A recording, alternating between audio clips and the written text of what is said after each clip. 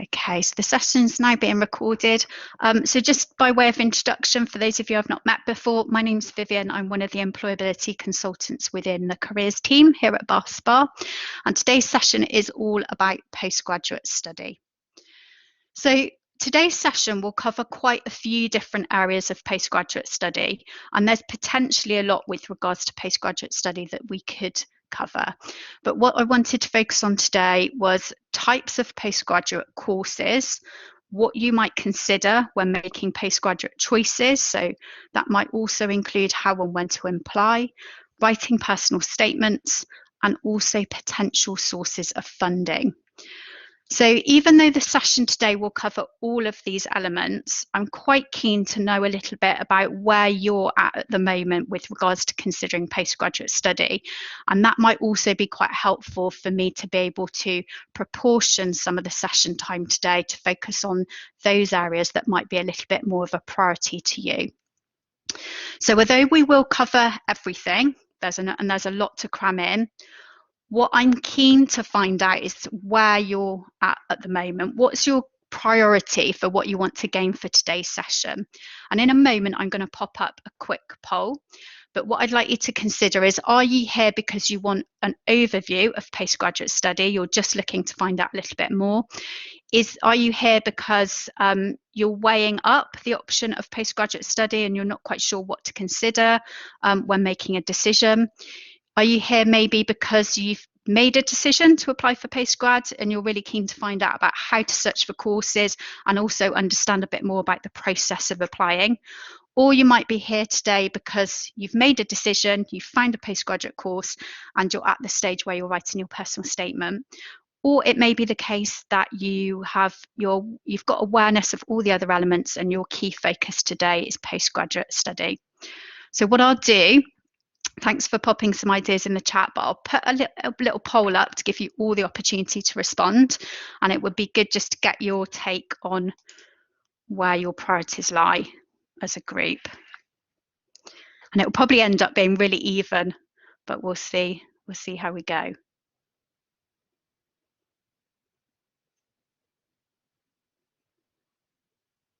Okay.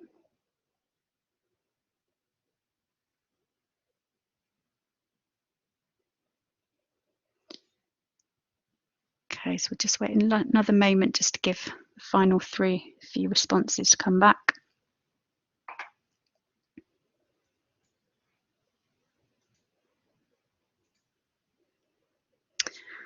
Okay, so it looks like most of you are here for an overview.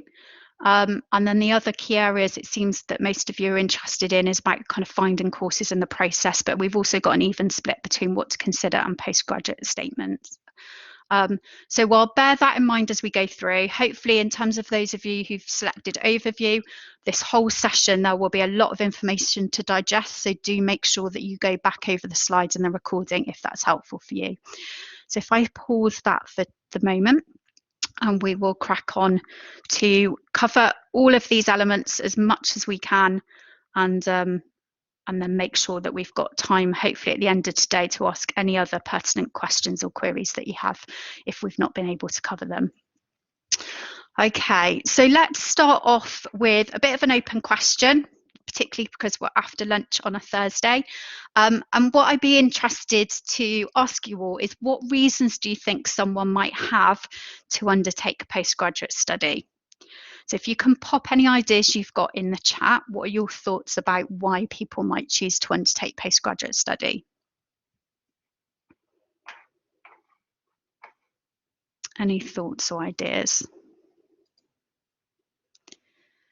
Great, so loads of stuff coming in. So what have we got? Things like to get into a specific job role because someone's got a passion or an interest, to gain more experience. Yeah, they might even have a longer term goal around PhD study, to gain more knowledge in a subject. Yep, definitely further their qualification level. So all really useful and valuable ideas. So what I'd encourage you to do, particularly if you're here today because you're just wanting to explore and understand a bit more about postgraduate study, is do have a think about what your personal reasons might be. It's really good to kind of understand that.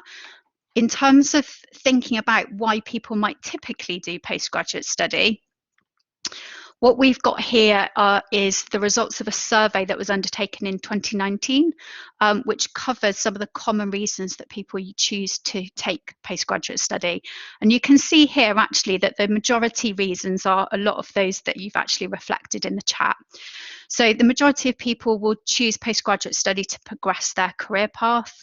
They might choose it to improve their employment prospects. They might also choose it for a real personal interest. So they might have that real subject interest, have a passion for their subject and enjoy their subject. So people will have a lot of different reasons. Not only do I think it's important to be clear about what your personal reasons might be, because that will help you with making an informed decision about choosing postgraduate study, but I'd also encourage you to bear in mind that if you do intend to apply for postgraduate study, course leaders may well expect you to include within a personal statement about your reasons and motivations. And it might be the case that if you apply for a postgraduate course and are required to have an interview, you might find an interview question is about your reasons for undertaking postgraduate study. So it's really important to be clear about what they are, and they will be different for all of you, okay? But as long as you feel you've got a genuine reason to pursue postgraduate study, then that's a really good start point.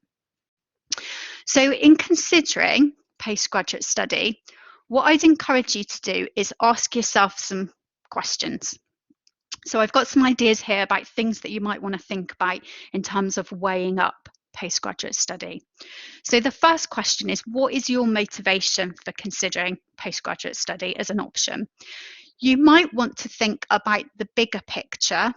So you might want to think about, what do you want to do after postgraduate study? Does postgraduate study add value to your next steps in the future or your future career goals? It might be then, therefore, that you've got very specific career goals. Some of you mentioned in the chat that someone might choose to do postgraduate study because of a particular career area. So think about, what are your career goals, and how might postgraduate study actually support them? I'd also encourage you to think about how you feel about working at a higher academic level. So you might want to ask yourself, have I enjoyed studying at university level? And if so, what have I enjoyed about that experience? If you found some elements of university level study quite challenging, you might want to ask yourself, okay, are there things that I could overcome in terms of postgraduate study? So for example, what I might mean by that is, it might be if you recognise that you have specific ways of learning that really benefit you, then you might look at the way different courses are structured, how they're delivered and how they're assessed, in order to find postgraduate study options that might suit you better. And another area to consider is your personal and your time commitment. So obviously you've invested 3 years in, or will be investing 3 years in, an undergraduate degree, and postgraduate study, even though it doesn't take as long as an undergraduate degree to do, it is still a personal and a time commitment. Sometimes with postgraduate study, you might find that the contact time or the amount of time you need to dedicate to independent learning might be greater than what you might have experienced with undergraduate study.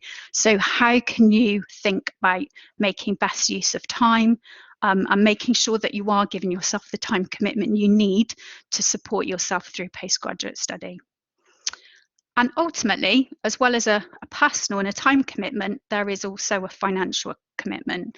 So you might want to think about, okay, how would you fund postgraduate study? And we can talk about the key funding areas later on in the session today. Okay, so if you're here today because you're really thinking, actually, I want a bit of an overview, I'm weighing up postgraduate study as an option, then do consider some of these questions, and kind of, even if it's helpful to jot down ideas around these questions to help begin to make an informed decision. So we've talked a little bit therefore about considering postgraduate study, some of the elements that you might consider, why people might choose to go into postgraduate study, and what ideas you might already have about why someone would choose postgraduate study. What I'd like to do now is talk to you about types of postgraduate study. So For most of you, if you think about postgraduate study, you probably immediately might think of a master's course. But on this slide here, what I've tried to do is differentiate types of postgraduate study, and I've broadly put them into 4 different categories. So looking at the top of the slide, we've got taught master's courses.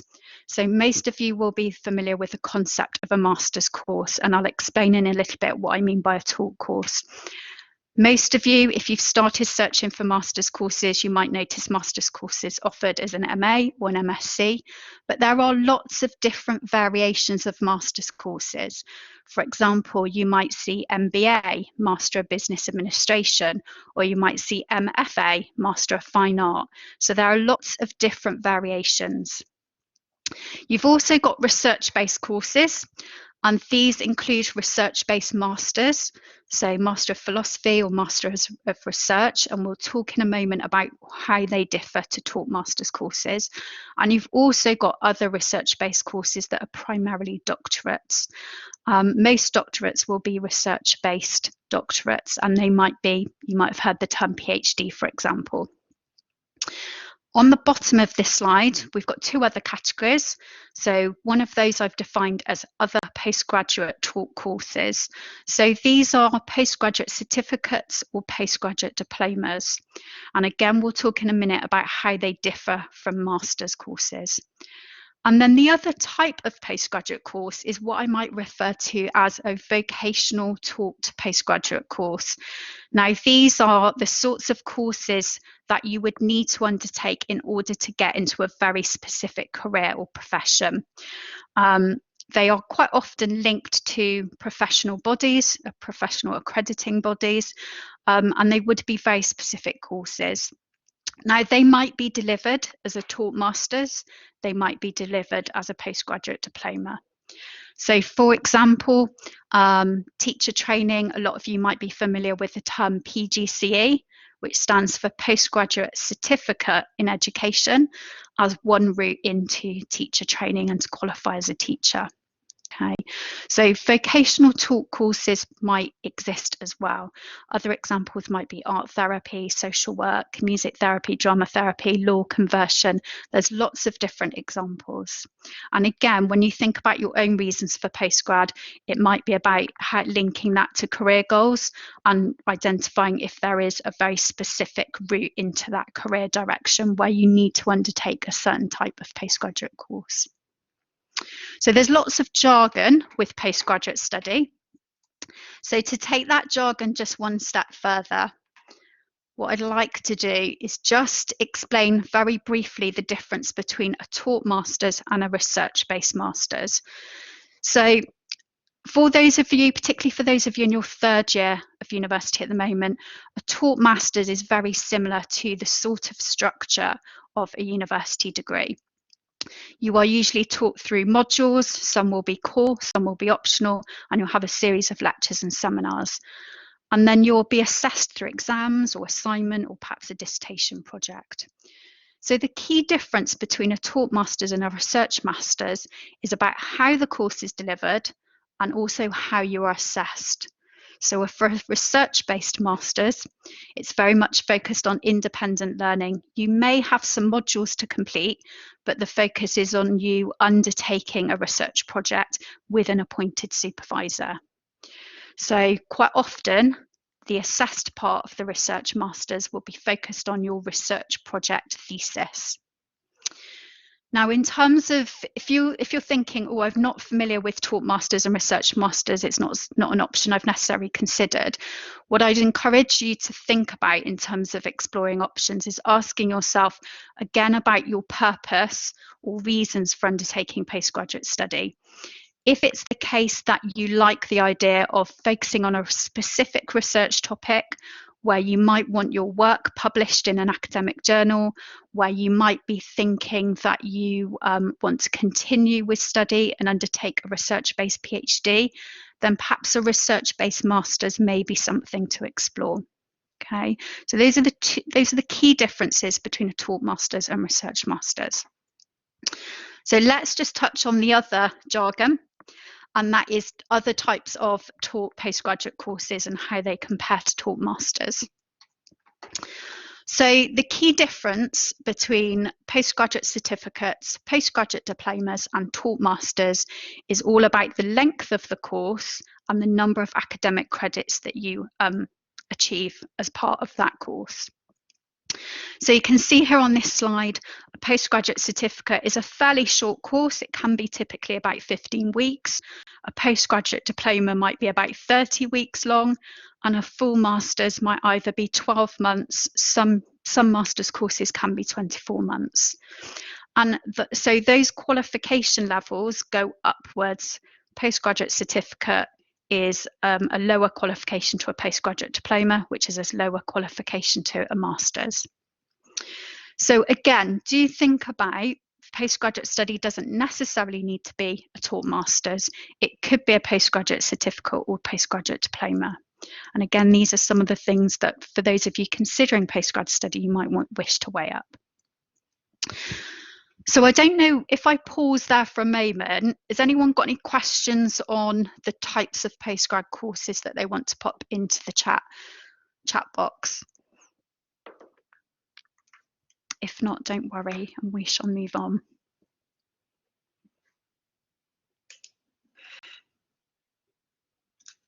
Okay. So a lot of jargon. I'd suggest going back through it. So yeah, so a couple of things torn between different subject areas. So that might certainly be something to come and discuss in a careers appointment as well in terms of subject. And yeah, making decisions between different types of MA courses. So again, I'd really encourage you to revisit things about what is included in courses. We will talk a little bit more about how you might start comparing courses in a little moment. Okay. So in terms of searching for courses, there's two websites I'm going to in particular mention and advocate. So the first of those is called Find a Masters. It does exactly what it says on the tin. It's a national website where you can search for postgraduate courses by keyword or subject area. You can search for courses both UK and internationally, and you can also search for a variety of different courses. So you can search for taught masters, you can search for postgraduate certificates and postgraduate diplomas. The other website I would also recommend is Prospects. So you may have heard of Prospects as a careers website, a national careers website aimed at university level and above, but you can also use Prospects to search for postgraduate courses. And again, you can search based on the type of qualification level that you're interested in. You can search based on keyword or subject area. And you can also search on, even if you're looking for things like a part-time course as opposed to a full-time course, perhaps to give you flexibility to work alongside. The only other place just to bear in mind in terms of course searches is sometimes UCAS does have advertised some postgraduate courses. I'm conscious that there may be some people on the call today that may be performing arts students. So I did want to just include a quick mention and a quick slide with regards to conservatoires. I'm not going to get into any detail about a conservatoire, so if you're not familiar with that as a terminology as a performing arts student, then do look it up on the UCAS website. But UCAS is one place where you can search for conservatoires, and it's also the system through which you make applications just for these courses. So conservatoires are performing arts institutions. They're slightly different to universities because they only focus on performing arts, and they offer taught-related postgraduate courses in drama, music, acting and dance. So if you are on the call today, you're a performing arts student and thinking about postgraduate study, you may want to just have a look and be aware of conservatoires as well as universities offering those types of postgraduate courses. Just have a quick look in the chat. So question about does a diploma or certificate course require the same amount of tuition as a taught master's? I assume by that question you mean tuition fees. If you do mean tuition fees, then a postgraduate certificate and postgraduate diploma would have lower fees typically than a master's course. But we will touch a little bit on fees and how you might need to consider fees when it comes to choosing course options. So we'll come back to that. Okay, so let's talk a little bit about making choices about where to study. Now, there's lots of things that you might consider when making your choices around where to study and what courses to go for. So there's some ideas on this slide here that I'll talk through. These include some really obvious things would be to really read in detail the course module, get a clear understanding of, particularly if it's a taught course, so we'll focus just for the purpose of today on masters in this example. Say you were looking at a master's course, you were reading the course page, have a look to see what are all the modules, what do they consist of, how are they delivered, and how are they assessed, which modules are core, which modules are optional. You might also want to think, and you will definitely need to have a look at what entry requirements are required of that particular course. So in most cases, postgraduate courses will obviously include academic entry requirements, but some courses, particularly for vocational courses, may also require you to have some experience related requirements. As an example, if someone was applying for a social work master's course, they might need to have experience of volunteering or paid work working with vulnerable adults. Okay. You might also want to consider academic reputation or university rankings. Perhaps if you were looking at a Masters of Business Administration course, you might want to compare whether particular business schools across different universities, how they compare in their university rankings. You might definitely want to have a look at the academic teaching staff.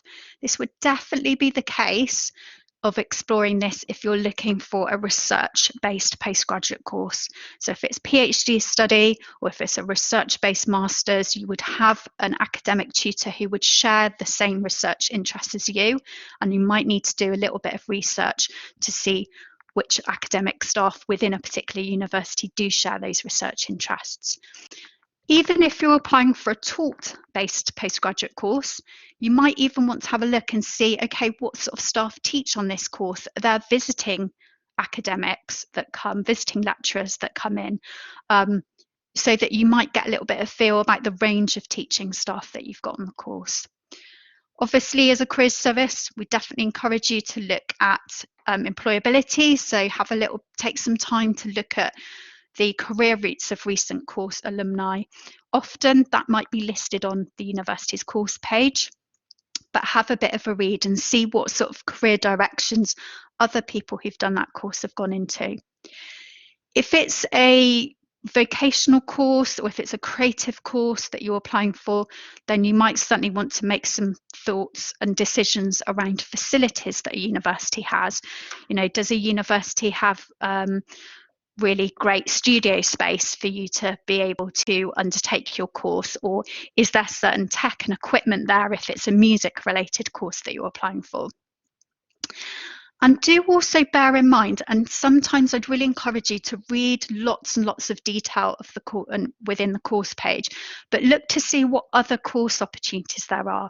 So aside from you being taught a subject, are there opportunities, for example, to undertake a placement as part of that postgraduate course?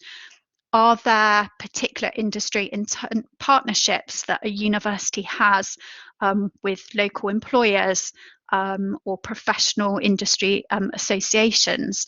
What links are there with industry that could help you move forward after your postgraduate study? In terms of course fees, and this comes back to the recent question in the chat, course fees vary depending on the course and depending on the university. So unlike undergraduate, where most universities charge a flat fee, and it's the same for most courses across all universities, for postgraduate, it's really up to universities what course fee they charge. Postgraduate certificates and postgraduate diplomas will have a lower course fee than a full master's, But again, you will find that exactly the same master's courses at different universities will also have a different course fee. So again, we'll talk about funding a bit later on. And the other thing is you might want to consider location. So you might be based in a certain geographical location or have plans to stay and live and work in a particular geographical location after your postgraduate study. So that might also have a bearing on which universities you start looking at. So there's lots of things to consider and reflect on in terms of where to study. What I would encourage you to really do is create yourself a document or a spreadsheet where you've got all your criteria listed. So all the things that are really important for you to check and look at in terms of different postgrad study courses, and start comparing that. Use that as a way to compare different university courses to make decisions on where you want to apply. Okay, so let's move on to some practical things just in terms of awareness. So the process for postgraduate and applying for postgraduate is completely different to undergraduate. The first thing to always do is make sure you check the direct course page. So if you're looking at a particular university's course, have a look at that course page.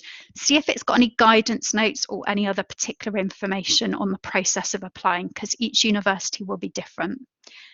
Typically, however, you apply individually to each university. Okay, so that requires you to submit a separate application to each university, each course that you're applying for. What that means in practice is, I think for undergraduate, you might have had up to 5 options. So for postgraduate, you can effectively apply for as many postgraduate courses as you want. However, bear in mind, you need to complete a separate application for each one. You may also be invited for interview. So that can take a lot of time preparing those applications and going for interviews, particularly when you're in your 3rd year of study and might be having dissertation and final modules and projects to do. So it's up to you, but maybe 2 or 3 universities, different courses might be enough and might be a bit more manageable than if you were looking at 4 or 5 different applications. The other thing to bear in mind is closing dates vary. Now, there's no absolute definite closing dates for postgraduate study. You will notice there are a lot of universities and a lot of courses that might recruit almost right up to the course start date. There are some exceptions though. So if anyone on the call is an arts student, a lot of arts courses, particularly fine art related courses, they tend to have really early application deadlines. There might be other courses, conservatoires, if you're a performing arts student, they will also have early application deadlines. So it does vary, and that's what's really important to make sure you have a look at the course page. If you ever look at a course page and there's no mention of a closing date, contact that university directly and ask them. They would probably advise that you submit an early application, but don't feel under pressure if there's not a specific deadline. So give yourself time to make your application really good and really effective. Okay, so when you apply, what do you need? So it will depend on the course, and let's assume just for the moment that you're applying directly via the university's individual application form. Most universities will obviously ask you for some key information. So that would include you completing an application form that involves your personal details. That might include all your previous education. It might include any work experience that you've had, and obviously all your contact details. At postgraduate level, sometimes universities do ask for copies of your academic transcripts. If you're not familiar with the phrase academic transcript, what that is that is basically a piece of paper or an electronic piece of paper from Bar University at the end of each of your academic year that details every single module that you've done that academic year and what your grade or your mark for that module was. If you can't find a copy of your academic transcripts in your Bar email account because you might have been sent them a long time ago, I'd suggest contacting my course at baspar.ac.uk and requesting copies of them. The other thing to bear in mind is in terms of references, Commonly, or more typically, it can be the case that you are asked for 2 academic referees. It does depend on the course, so you might find some very vocational courses might require an academic reference as well as a reference from a volunteer or a paid opportunity that is related to that subject area. But bear in mind, whoever you have as a reference, they need to be able to talk about perhaps your academic capabilities and your general suitability for the programme. If you're thinking about academic staff, I would encourage you to think about who you feel, which academic staff you feel know you best and can best write a really positive positive reference for you. That could be dissertation supervisor, could be your course leader, might be your personal tutor, could be a module leader, whoever you feel can best provide you with a reference. And do speak to them about giving a reference. So ask their permission first of all, and make them aware, have a discussion with them about what you're applying for to make them be able to best write a reference for you. We'll come back to personal statements in just a moment, but the only other things that you might be asked for as part of an application process may be a CV. It's not overly common that you're asked for a CV for postgrad applications. It tends to be more common if it's a research-based postgraduate course that you're applying for as opposed to a taught one. But again, you must check the university's course page directly to see what documents you need to provide. And obviously, for those of you on creative courses, it might be that you're probably also going to be asked for some kind of portfolio or perhaps a show reel, which is also supporting your creative practice and best showcasing that. With regards to creative courses, do make sure you read all the detail thoroughly about what the course provider is asking you to submit. So sometimes I've seen instances where the course provider has been so specific that they've said you need to provide a portfolio of 6 images, they need to be this resolution, and you need to provide it as a PDF or a JPEG file, and it may be that detailed. So make sure you read the content and you're really clear with it. Okay, let's talk about personal statements. So I think there were some of you at a personal statement stage, but it's useful anyway as a little bit of an overview for all of you with regards to personal statements. So before you begin, again, double check to see if the university course page has any guidance notes about what the course leaders expect you to include. We'd really encourage you to speak to course leaders or at the very least postgraduate admissions tutors about the course. That can be really helpful, particularly if there's no specific guidance notes. You might get a real sense from having those discussions about what they look for in personal statements. And we'd also encourage you to attend an open day.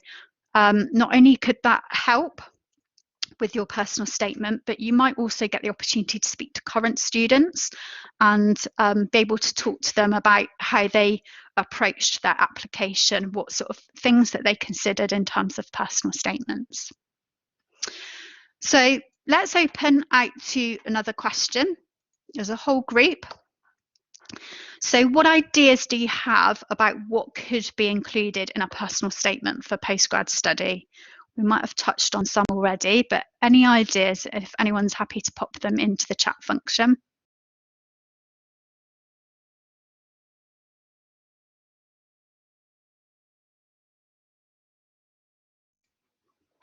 Great, so we've got some good things coming in already. So we've got work experience, your skills and strengths, yeah, motivation to do the course, skills and experience, future aspirations and how the course will get you there, lovely, yeah. All brilliant ideas. End goal, yeah, absolutely. Okay, so some great ideas. And it is important to think about, you know, how you can best market yourself.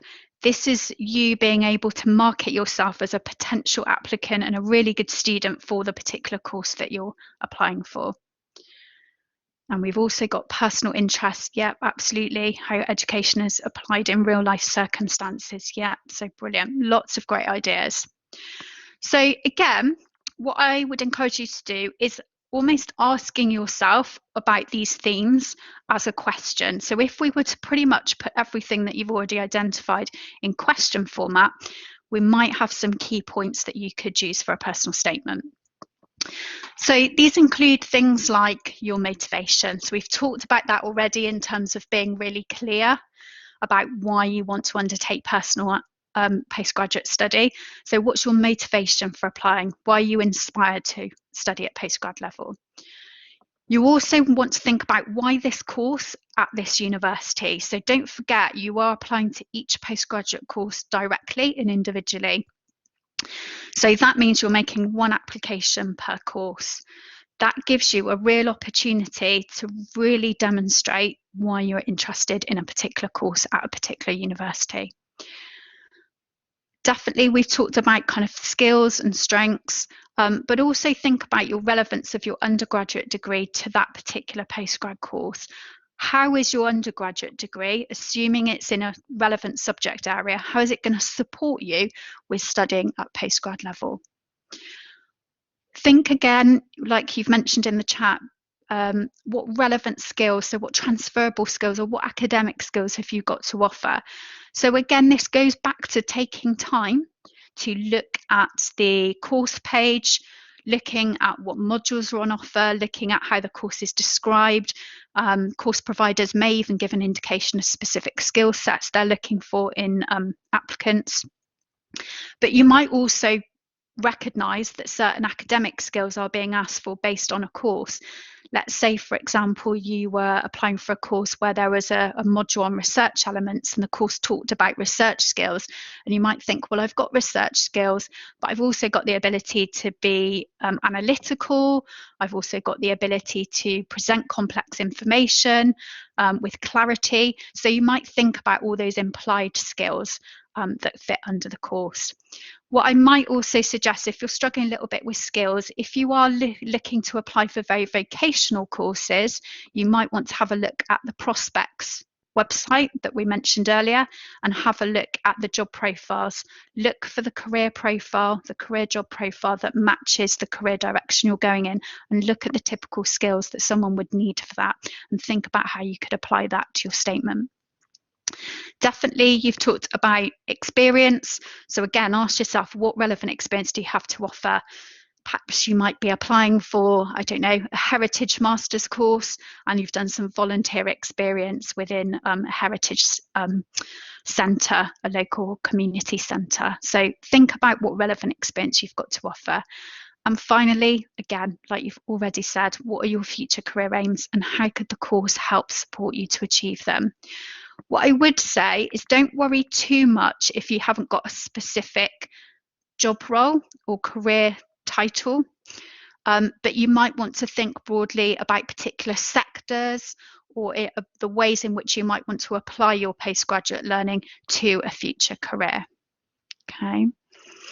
So again, with these types of questions, I'd encourage you to really think about maybe starting off with some bullet points about what you could say around these questions, thinking about your skills, thinking about your experience, thinking about the relevance of what you've done on your undergraduate degree, and starting off with bullet points to help you frame that and get that down on paper. So another question then, if we imagine we're applying to each postgraduate course individually, what can we do to help address the question, why this course at this university, in our personal statement? What ideas have you got about that? Feel free to pop them in the chat again. So what practical things could you do to help with that aspect of your personal statement?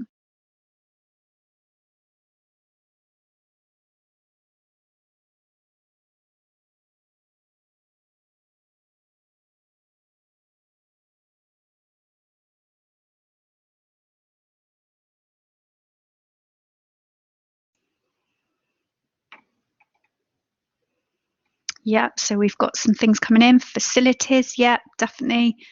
Research in the university, particular modules, yeah, university course ranking. So the values, that's a really nice one. Values that the university relates to, yeah. The university might even have a particular focus in terms of certain certain subject areas, relevant modules, opportunities specific to that university. Great. So again, it comes back to all the things we've already discussed in terms of reflecting on your reasons, making sure you're reading the course page and you're really doing your research on that university. So I wanted to give you a little bit of an example. This is an example that actually is on the Prospects website. I've slightly abridged it just to make it a bit neater on the slide. But this is an example of someone applying for a psychology master's, and they've said, I chose XYZ University because of the number of tutors with research interests in developmental psychology. I was interested to read about research conducted by the Developmental Psychology Research Group into school bullying and bilingual learners. At the open day, I was impressed by Visio Observation Laboratory and Perception Lab, as I like the emphasis on learning practical research methods. So hopefully, from that example, we can see that the person has researched the teaching staff at the university. They've looked into actual recent practical research that that university working group has undertaken. They've also attended an open day. So as a course leader reading that, they might think, yeah, this person's really committed. They've come to an open day. We've also know about what they've gained from the open day. So we know that they've taken the time to use the open day to explore the facilities. And we also know how that open day experience is now really supporting their application, in the sense that we know they really like the idea of learning practical research methods and being able to use the university's facilities to do that. Okay, so you'll notice when it comes to examples, really thinking about being really specific where you can. Let's take another example. So let's pause for a moment and think about how you could relate part of your personal statement to your degree. So in this example, again, it is psychology focused, but it's a really nice example on prospects. So it says, my practical based dissertation allows me to combine my interests in language, linguistics and psychology. I've researched various methods to teach reading and devised an experiment to evaluate these by testing how primary children improve their reading over a 6-month period. This will involve statistical analysis of the recordings that I will make of the children reading aloud. Liaising with the school to facilitate this research helped me to develop my negotiation skills, whilst interacting with the pupils has helped me develop confidence with my communication with children. So hopefully what we can see from this example is they've been really specific about their degree. They've talked in detail about their dissertation. But what they've also done quite cleverly is they've also linked the skills that that part of their project has given them. So they've talked about relevant skills like negotiation and interaction skills, which would still have relevance at postgraduate level.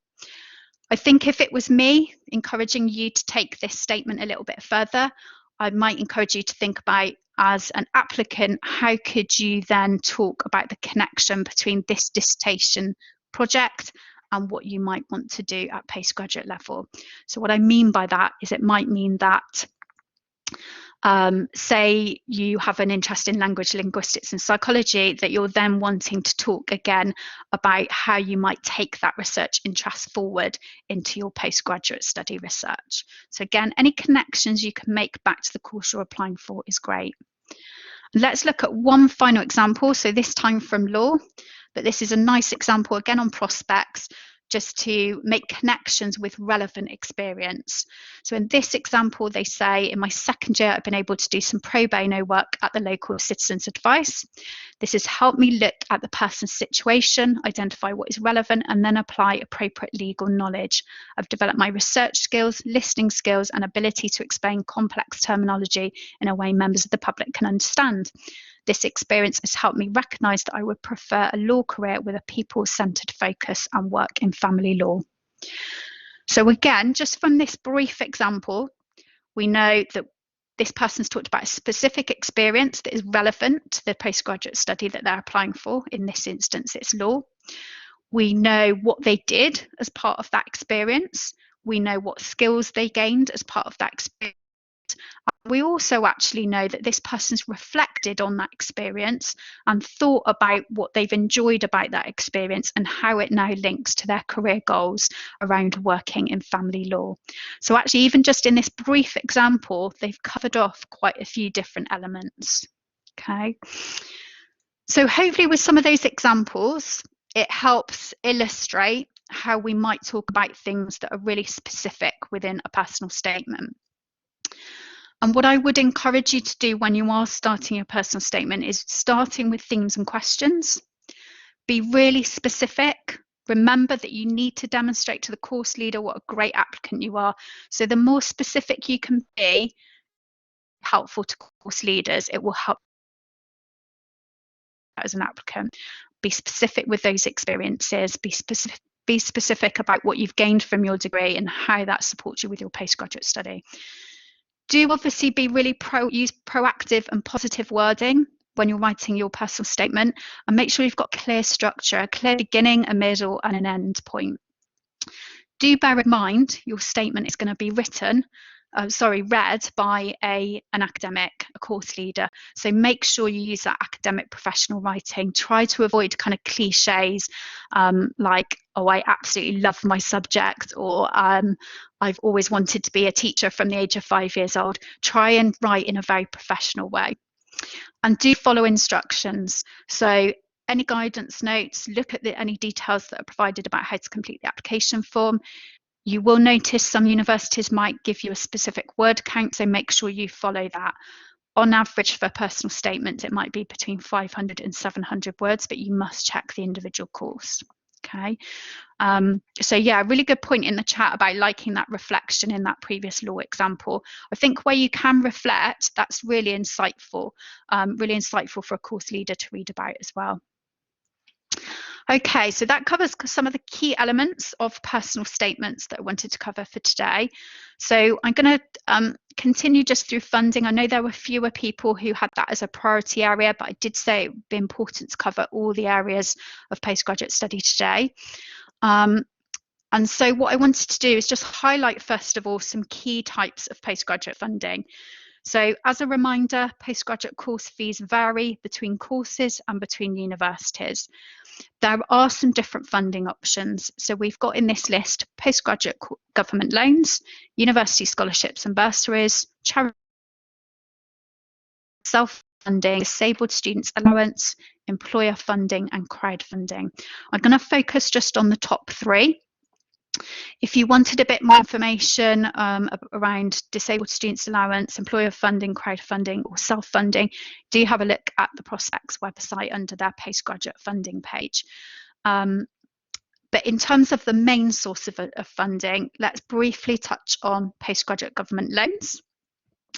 Now, you may be aware that the UK government has government-backed loans for postgraduate study.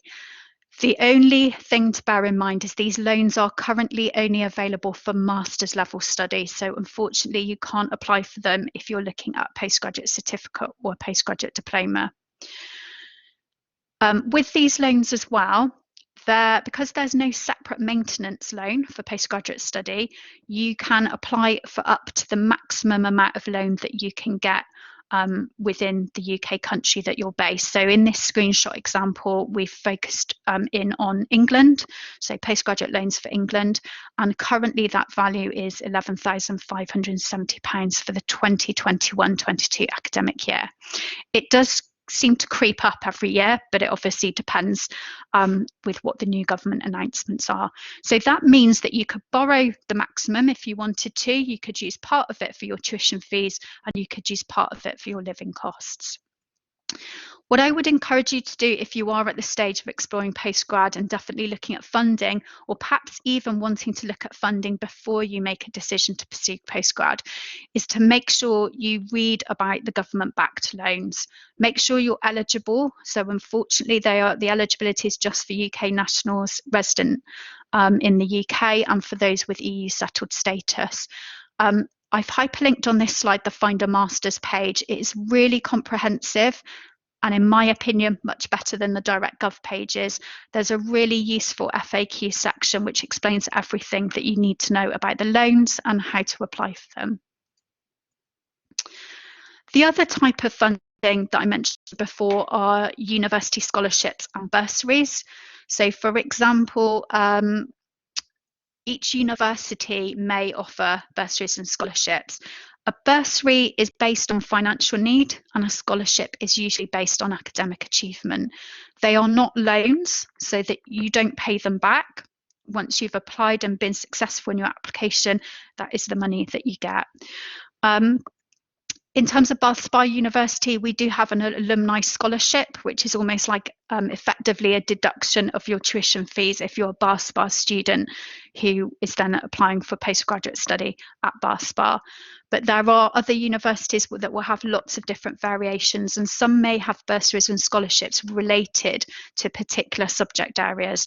So again, it's always worth checking the university's main page. So I don't know, if you were looking at Manchester Metropolitan University, for example, Googling that university and searching for their bursaries and scholarships main page to have a look to see what is available. It's really important to make sure you read all the eligibility criteria, and obviously if you've got any questions, then do ask. Okay, thanks for popping that into the chat. That's really interesting about the BPS with some grants for postgraduate study. That's fantastic to hear. It's always nice to hear when there's other little pots of money that are available for people. So the third main pot of money that you may or may not be aware of is within the UK, we have lots of charitable foundations and trusts, and these actually offer bursaries and grants, so you don't pay them back, to people undertaking postgraduate study. Now, one way of finding charitable foundations and trusts is to use Google, but often charitable foundations and trusts are so small and have very niche small websites that might not come up in a Google search that we would recommend that you use something like the Alternative Guide to Postgrad Funding website. Now, as a careers service, we pay a license fee for that website. So as long as you're accessing it using your Bath Spa University email, you can access it for free and use the database to run a search to see what funding opportunities are available through that. So with this website, you can search for funding if you are looking at teacher training, postgraduate study, if you're looking at PhD, if you're looking at master's level, and I believe there might also be some options on there for postgraduate certificate and diploma. Each charitable foundation and trust will have its own eligibility requirements and its own application process. And you could apply for as many charitable trusts and funds as you can. It can be really helpful to bear in mind that that is funding that you don't need to pay back, because if you can access funding that way, then that will just give you more flexibility to add into a funding pot to help. Okay, so in terms of just finishing off today and making sure we've got a few moments for questions if anyone's got any questions that we've not covered. What I've done on this penultimate slide is just hyperlinked some of the key resources around postgraduate study that you may want to start off with if you're exploring. This also includes this fourth bullet point, the Prospects Study Abroad Country Guides. So if you are looking at postgraduate study overseas, just bear in mind the process of applying is very different. The way in which courses are taught might be different. Application processes and deadlines will be different. Funding will also be very different, but the Prospect Study Abroad's pages are quite good starting points. There's also lots of funding information for postgrad abroad on the Find a Masters page.